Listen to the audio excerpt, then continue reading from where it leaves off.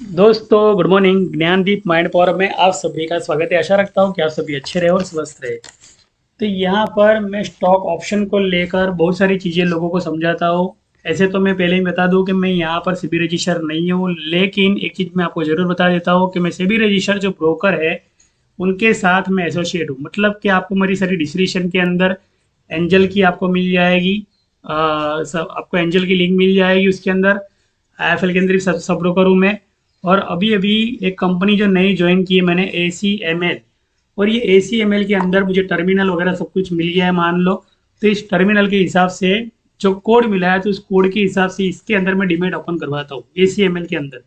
और इस demat open के अंदर आप मान लो स्टॉक सेविंग करते हो या म्यूचुअल फंड लेते हो या SIP लेते हो या बॉन्ड लेते हो, जो भी कुछ लेते हो बराबर, तो वो जो कुछ भी लेते हो ना तो उसका पोर्टफोलियो किस तरह से मैनेज करना, वो जो हमारे टीम है जैसे ये शाह भानुमति चंपा लाल जो है यहाँ पे नाम लिखा है, तो ये हमारे ब्रोकर है। तो इनके साथ आप लोग उसको एसोसिएट करके इनके गाइडलाइन से आप क्या कर सकते हो भैया, ट्रेडिंग कर सकते हो, वरना इन्वेस्टमेंट कर सकते हो, जो भी कुछ करना आप कर सकते हो। मतलब सारी की सारी सुविधाएं यहाँ पर आपको दी जाती है। यहाँ तक कि आपको करेंसी ट्रांसफर की भी सुविधा दी जाती है कि आपको कहीं विदेश जाना हो, आपको करेंसी चाहिए तो वो भी आपको मनी ट्रांसफर की करेंसी आपको मिल जाएगी। अब जो चीज़ कहने के लिए आता हो कि आप लोग अगर मान लो इन्वेस्टमेंट चुनते हो, तो इन्वेस्टमेंट के अंदर एक चीज़ होती है कि भैया हमने आज इन्वेस्टमेंट किया भैया 717 पे, 717 पे जब यह अपना जो विप्रो था 717 पे गया तब किसी ने इन्वेस्टमेंट किया। विप्रो जो है वहां से लेके 360 का लोअर दिया। अब कितने सारे इन्वेस्टर वहां पे फंसे पड़े हैं।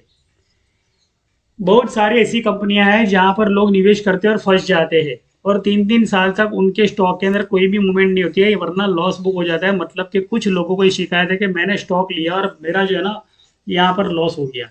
दूसरी तरफ ये है कि कोई लोग जो होते हैं ना बोले ये झंझट से छुटकारा पाने के लिए ऐसी कंपनियां जो म्यूचुअल फंड कंपनियां हैं तो यहाँ पर निवेश करती है कि भाई हमें है ना ध्यान देना नहीं है मार्केट में क्या, हमें हमारा काम धंधे से फुर्सत होती नहीं है तो हम कहाँ पे इसका ध्यान दें।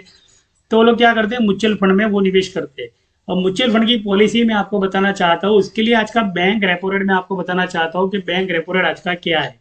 तो वो मैंने इसके पहले की वीडियो में बता दिया, लेकिन आज की तारीख में अब जब वीडियो बना रहा हूँ तो यहाँ पर बैंक बैंक रेपो रेट मैं आपको बताना चाहता हूँ कि बैंक रेपो रेट आज का कितना है और ये न्यूज इसकी क्या है। तो जब बैंक रेपो रेट यहाँ पे आपको दिखाई दे रहा है 6.5 बराबर, और यहाँ पर तकरीबन 6 तारीख को कुछ मीटिंग थी यहाँ पे रिजर्व बैंक की बराबर, तो वो वहाँ पे मीटिंग थी तो 6.5% ही यहाँ पर उस वही प्राइस को रखा गया। मतलब ना कम किया ना कुछ बढ़ाया। हाँ इतना जरूर है कि इसके ऊपर आपको ओवरबोट मिलता है, इसके नीचे आपको ओवरशोट मिलता है, बिकॉज के जिसको कहते हैं कि भैया रेट ऑफ इंटरेस्ट बढ़ जाना, मतलब कि आपने एक EMI अगर भरा नहीं है तो एक EMI का रेट ऑफ इंटरेस्ट मतलब ब्याज जो है बढ़ जाता है, पेनल्टी भी होती है और ब्याज भी बढ़ता है। तो वो होता है कि रेपो रेट 6.75 से लेकर 7.50 तक का उस तरह से होता है कि आपने लोन लिया लेकिन EMI पे नहीं किया बराबर। लाइट बिल आपने टाइम पे पे नहीं किया तो समझ लो लाइट बिल कट गया तो 5,000 की पेनल्टी है, मतलब कि ये दुगना हो जाता है कहने का मतलब। तो वो दुगना करने वाली स्कीम जो होती है वो यहाँ पर होती है, म्यूचुअल फंड की होती है। तो यहाँ पर फिन निफ्टी जो है, फिन निफ्टी यहाँ पर म्यूचुअल फंड SIP और काफी सारे इंस्टीट्यूशन जो होते हैं यहाँ पर ट्रेडिंग करते हैं बराबर। तो यहाँ पर कुछ मैं लिख कर रखता हूँ और वो लिखता हूँ मैं इम्प्लाइड वोलाटिलिटी। तो अगर मान लो आप मार्केट में नए हो तो आपको ये चीज सीखनी समझनी बहुत जरूरी है कि मार्केट में इम्प्लाइड वोलाटिलिटी का इम्पैक्ट क्या पड़ता है। बिकॉज कि आपको ये पता होना चाहिए कि दिन में घंटे कितने हैं। तो आप बोलोगे दिन में घंटे टोटल 24 घंटे है। अब 24 घंटे को आप 3 से अगर डिवाइड करोगे तो आपको तकरीबन 7.81% का आपको 7.81 का आपको एक रेशियो मिलेगा। उसका मतलब होता है कि भैया जो इम्प्लाइड वॉलेटिलिटी 6.5% है तो उसी समय के अधीन, मतलब समय चक्र के अधीन उसका इम्प्लाइड वॉलेटिलिटी को प्राधान्य दिया। वो जो इम्प्लाइड वॉलेटिलिटी है यहाँ पर आपको बताया कि भैया 0.77, मतलब कि अर्निंग पर रेशियो होता है वो हर स्टॉक का 0.77 पैसे के हिसाब से, वो डेली गेनिंग में होता है बराबर। आप सोचो कि अगर मान लो स्टॉक निवेश करके बैठे हो तो आपका स्टॉक कितने महीने में बढ़ेगा। अगर मान लो 70 पैसे का आपका इन्वेस्टमेंट आपने किया है तो 70 पैसे के हिसाब से बढ़ना है तो डेली का। तो आप बोलोगे सर ये तो बहुत टाइम लग जाएगा। तो ये लोग क्या करते हैं, बैंक निफ्टी वाले, फिन निफ्टी वाले, ये वो करते हैं कि ये लोग है ना निवेश करते हैं। निवेश कहाँ पर करते हैं मैं आपको बताता हूँ। निवेश ये लोग यहाँ पर करते हैं, मतलब के स्ट्राइक को मैनिपुलेट करना। अब आपका स्ट्राइक अगर मान लो बढ़ नहीं रहा है और घट नहीं रहा है तो वो पैसा जहाँ कहाँ पे रहा है ये चीज समझना जरूरी है। तो फिर निफ्टी में जहां पर म्यूचुअल फंड वाले, एसआईपी वाले जो लोग स्टॉक बाइंग करते हैं, सेलिंग करते हैं, तो वो लोग क्या करते हैं कि ये जो प्रीवियस का इसका जो 126 क्लोज था, तो इसका हाई आपको पता नहीं है, इसका हाई जो था ना 240 रुपये हाई था इसका।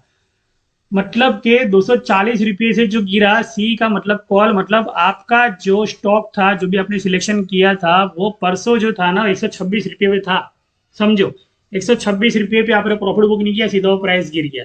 तो वो गिरा कैसे? बिकॉज कि यहाँ पर म्यूचुअल फंड वाले जो होते हैं ना, शॉर्ट्स करते हैं, बिकॉज को मार्केट को नीचे गिराते हैं। जैसे कि मैंने एक स्टॉक लिया था 136 पे, गया 145 पे, मैंने प्रॉफिट बुकिंग नहीं किया तो 131 पे आ गया।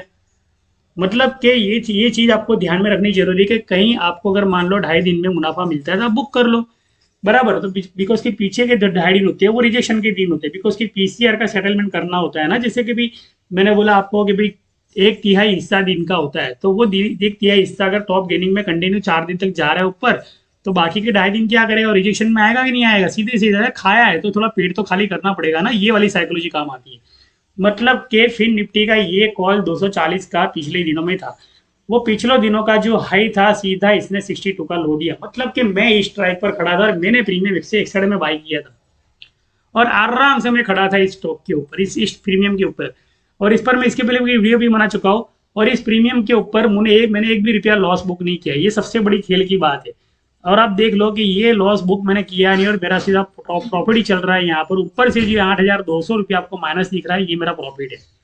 मतलब कि जो प्रॉफिट है वो मैंने निवेश किया है यहाँ पर, वो प्रॉफिट भी मैंने कम कर दिया है। यहाँ पर आपको और एक स्क्रीनशॉट दिखाता हूँ, जहाँ पर मैंने पीछे से मेरा सारा का सारा प्रॉफिट कवर कर लिया, और मेरा निवेश जो 8,000 से सीधा 4,716, मतलब कि 4,716 जो है वो मेरी इनकम है। यहाँ पर अगर इसको हटा देता हूँ मैं, मेरे इन्वेस्टमेंट को एक को हटा देता हूँ, मान लो 25 रुपया लॉस चल रहा था, मैं निकाल दूँ अगर, तो मेरा जो मुनाफा हो यहाँ पर 3,700 रुपया मेरा हो जाता है। मतलब कि 3,700 ही, और 2,000 का मतलब टोटल मुझे 7,500-8,000 मुझे मुनाफा ऐसे ही मिलता था। लेकिन मैंने ना वो लॉस बुक नहीं किया, क्योंकि उसकी मुझे आदत है कि बैंक निफ्टी निफ्टी फिफ्टी वाले जो फ्यूचर कॉन्ट्रैक्ट वाले जो सेलर्स होते हैं, वो कितनी डिग्री के अंदर प्राइस को मैनिपुलेट करते, बराबर। तो वो अगर सीखना आपको, तो मेरा जो ग्रुप है आपको काम में आएगा, पहली बात तो।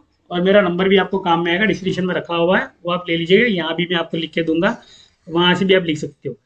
अब जो चीजें बताता हूँ आपको लिमिट की चीजें वो होती है कि म्यूचुअल फंड वाले क्या करते हैं। म्यूचुअल फंड वाले ने ये किया अभी, ये यहाँ पर मैं आपको डे गैप अप दिखाता हूँ, देख लो, ये डे गैप अप और डे गैप डाउन उसकी चैनल में आपको दिखाता हूँ कि मार्केट जो है ना यहाँ पर तेजी से जा रहा था, बराबर, तेजी से यहाँ पे जा रहा था। लोगों को लगा, मैंने 110 में लिया और 120 का मैंने टारगेट भी बुक कर लिया। तो वो कौन सा टारगेट बुक किया वो बताना चाहता हूँ मैं आपको। तो वो मैंने है ना, ये स्ट्राइक जो थी, इसी स्ट्राइक पर मैं ट्रेडिंग करता था, बराबर। 21,100 पे मैं ट्रेडिंग करता था। 21,100 वाली ट्रेडिंग वाली स्ट्राइक जो थी, वो यहाँ पर आपको दिखाई देगी, मेरे इसके अंदर दिखाई देगी 21,100 वाली और 21,000 वाली। और जो 21,000 वाली पोजीशन है ना मेरी एटीएम की, वो ऑन रखी है, बिकॉज की मुझे पता है इसमें मुझे कोई लॉस होने वाला नहीं है। लेकिन 21,100 की जो पोजीशन है, ये मैंने स्क्वायर कर दी, बिकॉज की ये 168 की मेरी, 181 की मेरी, 168 की मेरी होल्डिंग पोजीशन थी। तो इसको मैंने स्क्वायर करके क्या किया, सारा का सारा प्रॉफिट यहाँ पर ले लिया।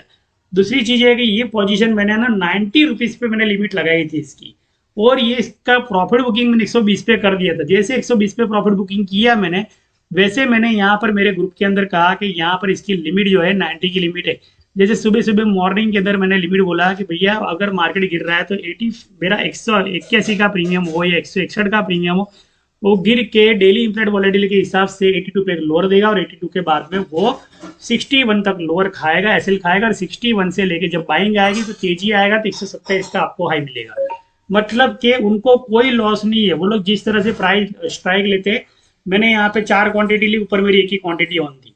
मतलब कि ऊपर की एक क्वांटिटी को मैंने 4 क्वांटिटी से स्क्रैप करके मैंने मेरा लॉस कवर करके मैंने प्रॉफिट बुक कर लिया।